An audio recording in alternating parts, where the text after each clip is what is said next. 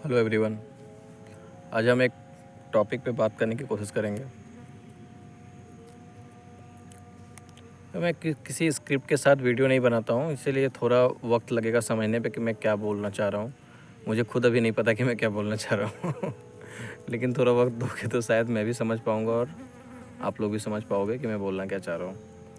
बात मतलब मैं जो भी बोलता हूँ वो एक तरीके से मैं जो महसूस करता हूँ जीवन को, मैं कैसे जीवन काम करता है, कैसे चीज़ें काम करती हैं, कैसे हमारी चेतना काम करती है, माइंड और बॉडी कैसे रिलेटेड है, उन तरह की चीज़ों को सोचता हूँ, महसूस करता हूँ और उससे उस पे जीवन का जो रिलेशन है उसको देख के जीवन की चीज़ों को समझने की कोशिश करता हूँ और उसको महसूस करता हूँ। और जैसे महसूस होती है चीज़ें, तो कुछ चीज़ें अगर शेयर करने लायक लगती हैं तो उसको शेयर करता हूँ। तो आज वैसे ही कोई ऐसी टॉपिक मिली जिस पे बात करने का मन किया। टॉपिक कुछ ऐसा है कि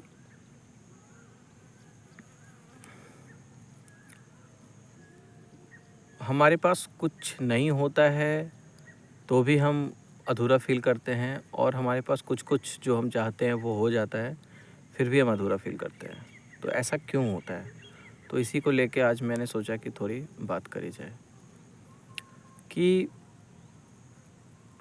आज से कुछ वर्षों पहले मतलब बहुत सारी चीज़ें थीं जीवन में जो खुद को अधूरा फील कराती थी कि ये चीज़ें होती तो शायद बहुत बेहतर हो सकता था जीवन, बहुत बेहतर होता जीवन। मान लो कि कल को पॉकेट में 20 रुपये 50 रुपये नहीं रह रहे हो, तो लगेगा कि यार पॉकेट में 500 रुपये रहता तो जीवन बहुत सही चल रहा होता, सब कुछ अच्छा होता। तो एक समय ऐसा आता है जब तुम्हारे पॉकेट में 500 भी रहते हैं लेकिन फिर भी तुम्हें वो अधूरापन फील होता रहता है। तो ये जीवन की मतलब किस चीज़ के कारण होती है, कहाँ से ये जन्म लेती है, तो मैं उसको समझने की कोशिश कर रहा हूँ, उसको बताने की कोशिश कर रहा हूँ। हमारी जो ये चेतना है, शायद ये अक्सर अपने निगेशन के ही स्टेट में रहती है। निगेशन कहने का मतलब ये खुद को काटने के ही स्टेट में रहती है। ये कभी भी ऐसा नहीं होता कि वो बिल्कुल डिफिनिट हो जाए, मतलब कि हाँ चलो ये अब डिफिनिट महसूस कर रहा है। ये चेतना हमेशा निगेशन और कुछ नहीं होने की ही एक टेंडेंसी में रहती है। कुछ नहीं अंदर से अगर तुम भी झांको देखो तो तुम्हारे बिलोंगिंग्स हो सकते हैं बहुत सारे, बट वास्तव में तुम फिर भी कुछ नहीं रहते हो। तुम कुछ हासिल कर सकते हो, तुम कुछ बन सकते हो, किसी ओहदे पे जा सकते हो, कुछ पा सकते हो, लेकिन अंदर से देखो अपनी चेतना के स्तर पे तो शायद तुम उस समय भी कुछ नहीं की ही स्टेट में रहते हो। शायद तुम्हारी यादों में कुछ नए पल जुड़ गए हों, कुछ नई मेमोरीज़ आई हों, कुछ नए इवेंट्स बने हों, तुम्हारी कैपेसिटी बढ़ गई हो, तुम्हारी थिंकिंग बोलने की, समझने की वो इन्हेंस कर गई हो।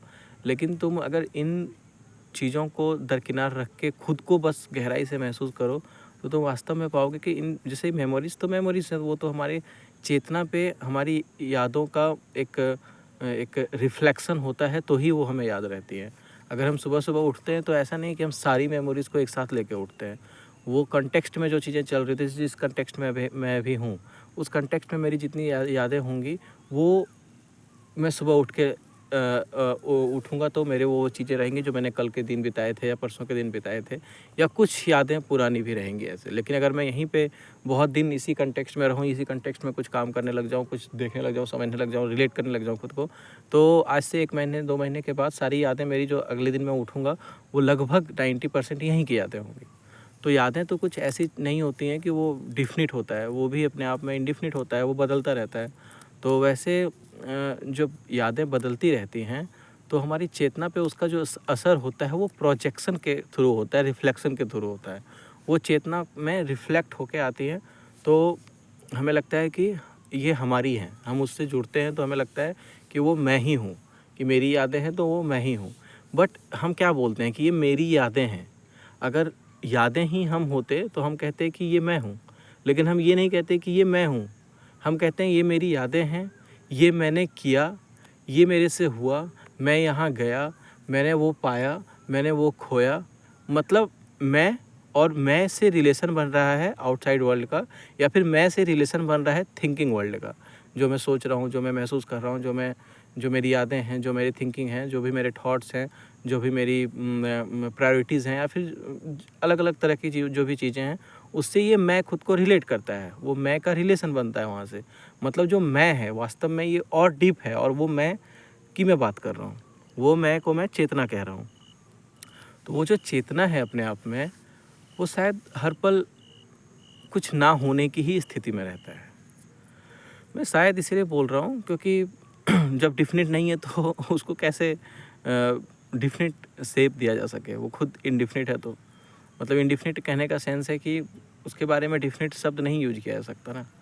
तो ये अपनी निगेशन के स्टेट में रहता है। तो तुम पाओगे कि जैसे जैसे तुम बड़े होगे, जो जो तुमने लिस्ट बनाई थी कि मुझे यहाँ पहुँचना है, ये करना है, वो बनना है, ऐसे जाना है, वैसे जाना है, तो वो सब धीरे धीरे तुम अचीव करने के बावजूद भी जब तुम फिर वहाँ आओगे जहाँ से तुमने वो सारी चीज़ें डिसाइड करी थी, या फिर कभी तुमने सोचा था, तो तुम पाओगे यार बदला तो बहुत कुछ, लेकिन वास्तव में क्या बदला, मेरी चेतना के स्तर पे क्या बदला। तो तुम पाओगे कि जैसे तुम थे वास्तव में तुम्हारा मैं वैसे ही रहेगा। उसके प्रोजेक्शन, उसके रिफ्लेक्शन, उसकी मेमोरीज़ मैं बोल रहा हूँ कि वो बदलेंगी। उसकी मतलब जो भी यादें हैं, जो उसने महसूस किया, वो बहुत सारी चीज़ें बदलेंगी, लेकिन वास्तव में वो नहीं बदलता है। और वो बदलता नहीं है इसका मतलब ये नहीं कि वो कुछ ना बदलने वाली चीज़ मैं उसको कह रहा हूँ। वो क्या है मैं उसके बारे में भी नाम नहीं देने, मतलब मेरे को नहीं पता, उसके बारे में मैं बात नहीं कर रहा हूँ। लेकिन मैं बात कर रहा हूँ यहाँ पे ये कि ये जीवन की ये जो तरफ होती है कि कुछ नहीं होने पे भी ना की स्थिति लगती है, कुछ हो जाने पे भी ना की स्थिति कुछ समय के बाद बनी रहती है, तो मैं उसकी बात कर रहा हूँ।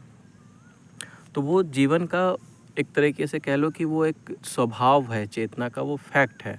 तो उस नथिंगनेस को तुम इन्हेंस कर सकते हो थ्रू आउट योर लाइफ।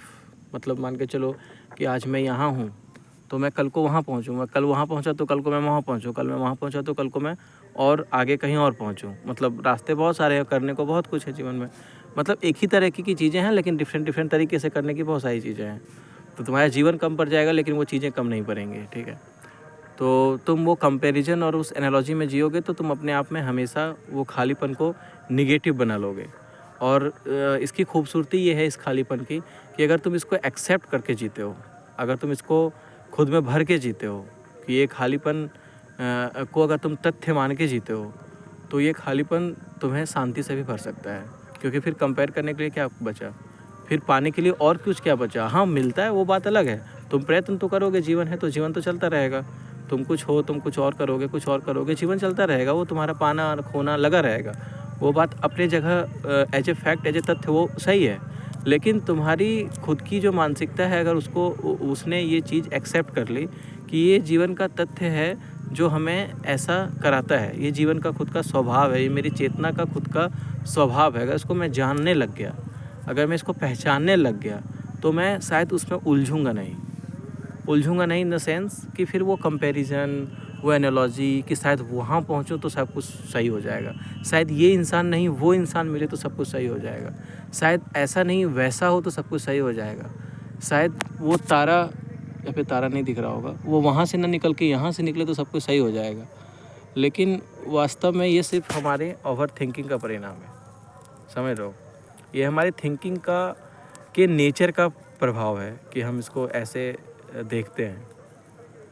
मैं फिर यहाँ पे रोकूंगा एक बात बोलने से, कि एक बात कहने से, कि इसका मतलब ये नहीं है कि तुम कंफर्ट जोन में आके मतलब वो हो गए कि मतलब सब कुछ तुम्हारा ठहर सा गया। वो तो आलस से हो गया ना, फिर वो तो जीवन का स्वभाव ही नहीं हुआ। अगर तुम कृष्ण से सीखोगे तो फिर अगर तुम्हारे आइडियल्स ऐसे लोग हैं तो फिर तुम उसमें नहीं उलझोगे, क्योंकि जो इंसान को कर्म करने की शक्ति मिली, जो तुम्हारी शक्ति है, वो तो ऐसे घूमती रहती है ना।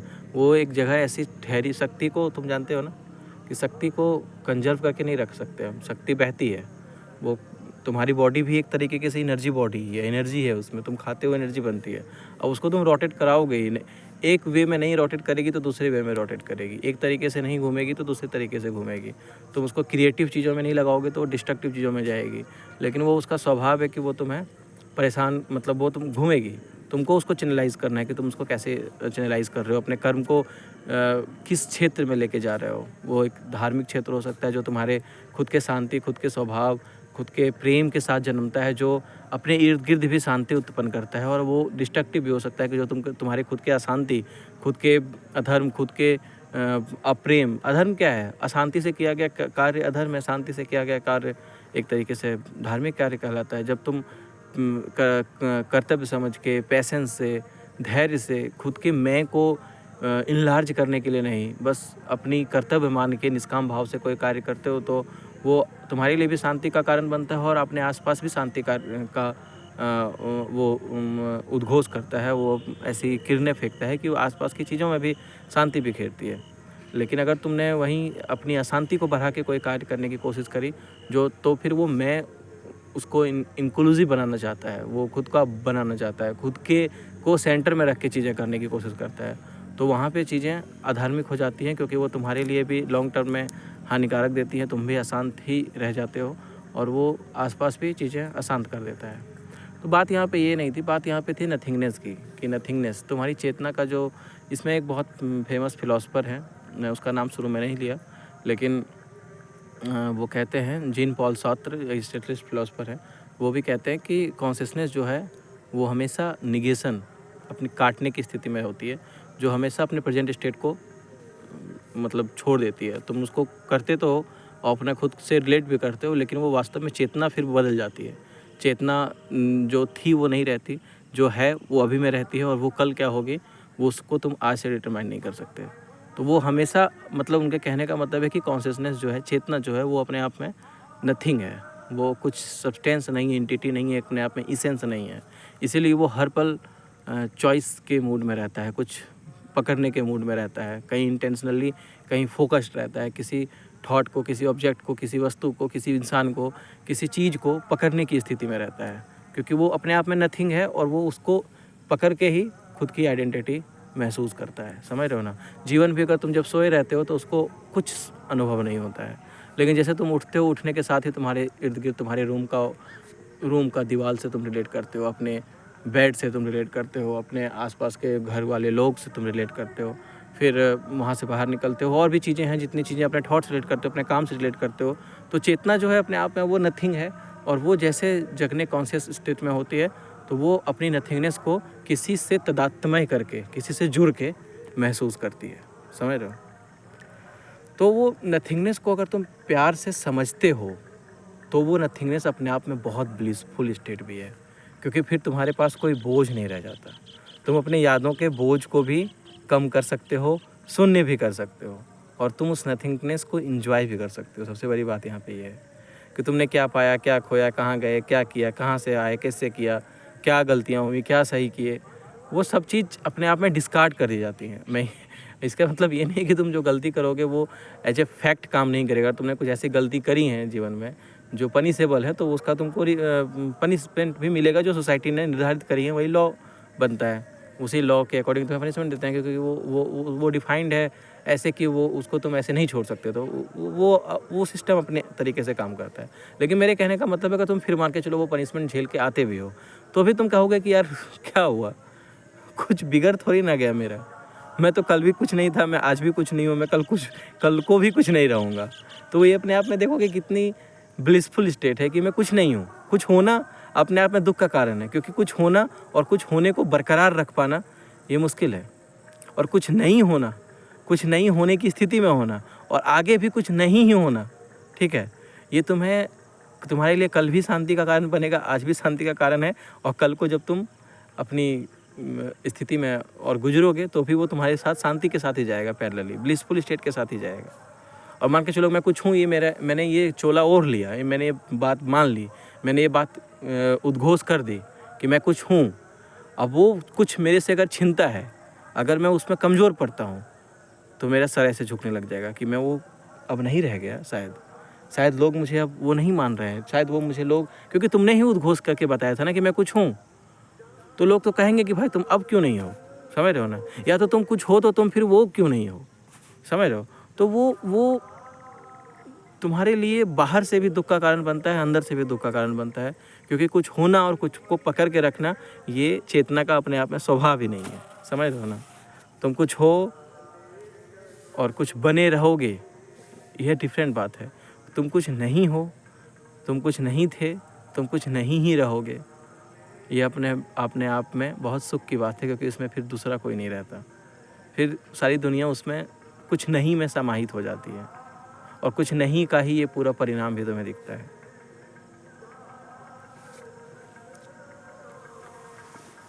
कुछ नहीं को स्वीकार करने में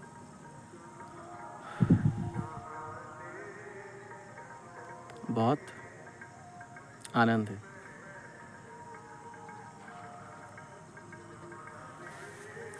बाय।